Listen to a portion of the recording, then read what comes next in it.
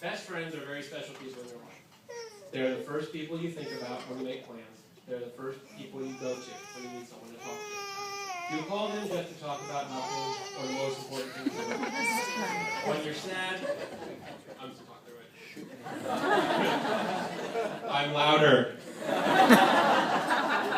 When you're sad, they will try their hardest to cheer you up. They give you the best hugs in the world. Jay, I'm still waiting. They are the shoulder to cry on. Jay, again. Because you know they truly care about you. Now, I like that definition a lot, but it's missing something. And I think anyone here would realize and know that any best friend, there's always that point in that relationship where you absolutely despise that person. And you question, how in the hell am I friends with them? We'll start with Jay. And Jay begins with Craig. Where's Craig? Yeah. There's Craig. All right. Craig and I were in the same grade. So naturally, being in the same English class, you're forced to become friends. After high school, Craig left for ASU. There was a Rosen void left in my heart. I needed that. Jay was the only one left. So Jay and I became friends. Jay and I, in high school, we had an online electronic business. We had auto shop together. Jay taught me how to drive stick in his old Mustang. I always found it ironic that he needed a new clutch the following week. Jay's visited me in Florida multiple times over the years since I've moved there. There was one night, many years ago, that Jay and I, well, the context isn't important, but the conclusion is. We were ready to go at it, fist to fist. We hated each other. And then there's Krista. Krista, there's one thing you asked me to include in this speech tonight, so I'll say it now. It's true. I am so unbelievably happy for you. She's the only one that gets it. You can ask her later what it is. I get it. Craig gets it too. Thank you, Craig. Ask Craig, I'll tell you too.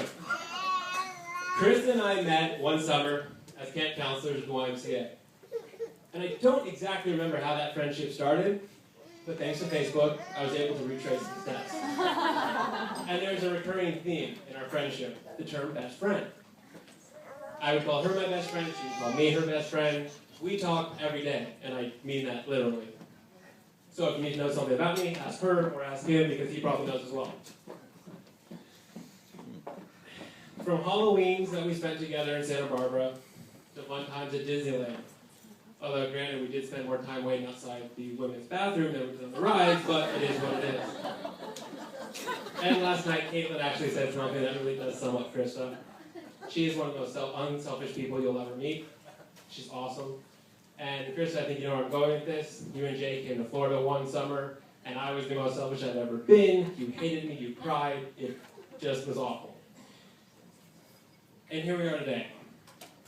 Jay and I wanted to rip each other's heads off. Krista and I hate each other. But after that dust always settles, whether it's friendship or marriage, you always realize that the good times outweigh the bad. And you remember why that person is your best friend, your husband, or your wife.